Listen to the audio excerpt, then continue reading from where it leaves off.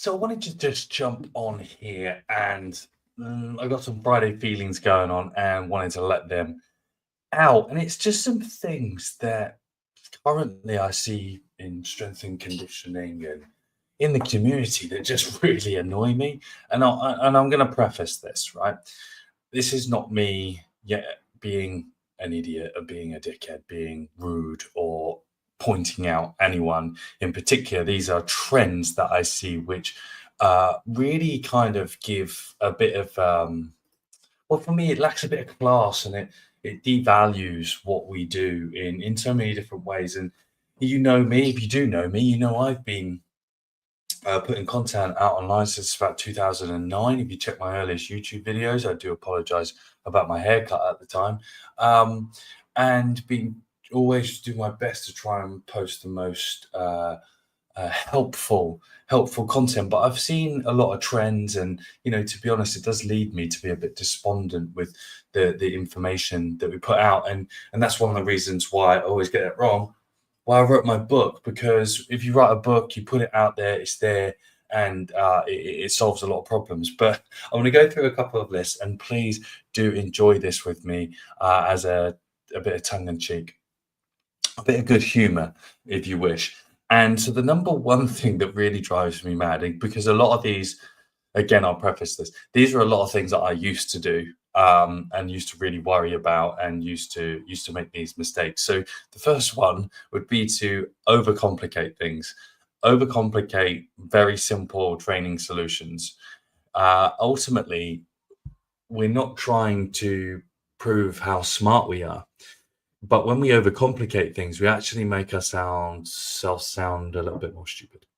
And that's because no one cares. Um, Again, if you want to be academic and be to get to the depth, the true depths of things, write a book, publish research, go into that area of academia.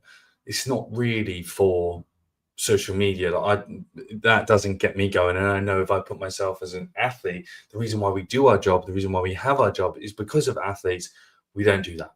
We don't need to talk in those ways. We don't need to overcomplicate things because we like the sound of our own voice. Speaks the guy that is doing a piece about what things that annoy him. Anyway, the second one, producing information and putting pieces of content out there for peer approval rather than to help the people that you're trying to help. And those people are athletes, those people, or even are coaches. I've done coach education for a long, long time. And when we're trying to educate people and work with people, we move the needle at the rate that they need to be moved at. And if academia and stuff was the way it was, everyone would know every word in the dictionary when they were born. We have to build through a process of discovery and using many different ways to educate. And peer approval is the biggest killer. Is the biggest killer of progress. I largely don't create content in a way that I used to, where I used to want everyone to think I was the best thing in the world. I don't care anymore, and I haven't cared for a long time because I have nothing to prove to people ultimately who don't really care. They're just going to talk nonsense about you behind your back, and they do that. There are these things, and it just happens. But remember, when those things happen, it's because people are operating out of insecurity. So take that and stay with that. I found that really hard the first few times I got trolled, and people having WhatsApp groups and all stuff about me and bits and bobs. But so don't create content for peer approval. Create content to help. And they're two very different things. You're smart enough and you're brave enough to do it. So just keep doing it, keep nurturing it. This one kills me. It is when I see a piece of content that says you people or these people. I've heard people say, who are these people that we talk about? That I've heard people talk about, where are they from? Who are these people? Are they I don't know, what is their name? I don't know. Hopefully you can see the humor in that with me, because these people don't exist largely. So don't say these people. if you've been provoked in a way, or something has wound you up in, and doing a piece about being a little bit wound up and agitated. Again, I do get the irony in that, so don't worry. But these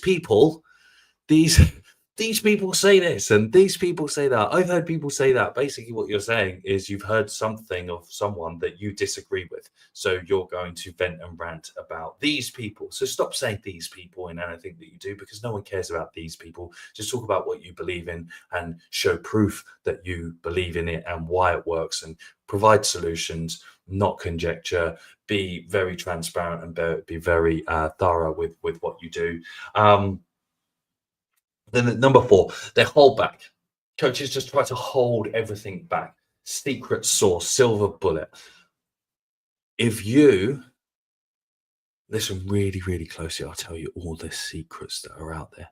There aren't any secrets. I'll say it again. There are no secrets. You know, I'm a big history nut.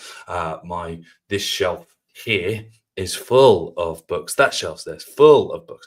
That shelf there's full of books, and dating back from the 80s, the 60s, of stuff, of training stuff. And read more books, because there are no secrets. There are no. All we see now is regurgitation in trends. If you want to know, think of it this way: if you want to know how things go in cycles, then look at all the vintage clothing boom. Everyone was paying ridiculous amounts of money for clothes that were 30 years old. Just think of it for a second. Understand that for a minute. When probably a year or two before, you could go through a car boot sale and get a dodgy shell jacket for a fiver. So think about, nothing is new. A coat is a coat. The way it looks is the way it looks. A squat is a squat. A jump is a jump. A speed drill is a speed drill. There's nothing new there. So just stay with that. So don't hold back. Give away more. Say, I work with this athlete. I did this with them. This is the result that I got. I thought it did really well. It might help you. Very, very simple. And the last one is, in our culture of strength and conditioning, we tend to really just obsess over the non-essential. Okay. Currently in team sports, there is a huge epidemic of an increased rate of hamstring injuries.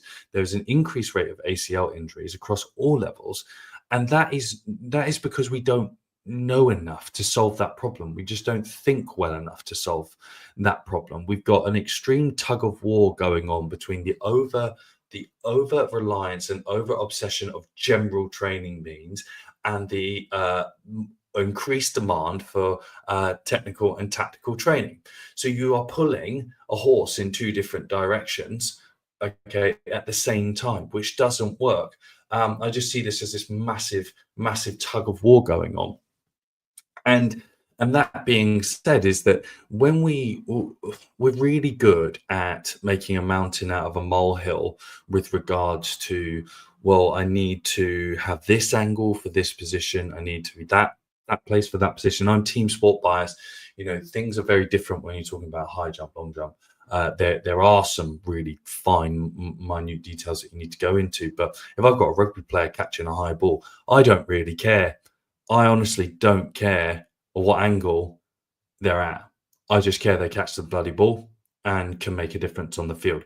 Does it relate to the field? So there's an over obsession, and if we start to boil down and drill down these holes too far, we don't come back and we forget.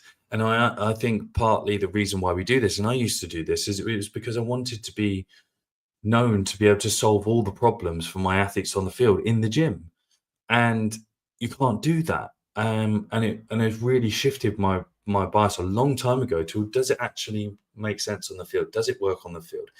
Can we keep taking stuff away? Can we progress by subtraction? And that's how I get the best results. I take more out of the programs that I do with my athletes rather than giving them more to do. And so again, another like call to arms, that if you can get an athlete strong with 5 sets, try and do it with 4, try and do it with 3, try and do it 2, try and do it with 1. If you can improve an athlete's speed marginally, fractionally, with a load of intensive sprint volume, try to do extensive sprint volume and see what happens. understand the different times of the year. Go revisit block periodization. Block periodization works so well with team sport athletes. Vertical integration doesn't work really well in my experience because of way too many different things. But anyway, I'm going off on a massive tangent, but those are kind of like the 5 things. I just wanted to post this live video the things that strength and conditioning does to destroy itself. We are cannibalistic in nature, and I want to provide some voice of humor, voice of reason, and a bit of fun on a Friday afternoon, because I've made all those mistakes. I've made all those mistakes. I really have, and I still continue. I'm very much human, and if you know me well enough, then hopefully you can understand that this comes from a massive place of love and passion for what we do. And just so you know, an overarching gentle reminder of whoever's listening to this, watching this, or who even cares what I have to say, if you can just tame those things back, then we can just keep moving forward. And if you enjoyed this, just let me know. I'll probably post it as a podcast anyway. But yeah, for now, I'm 3 o'clock. I'm going home and have beers and burger. It's burger night at the Portland House by the beach. So yeah, adios, amigos, hasta mañana. That's about the extent of my language. So I'll see you later.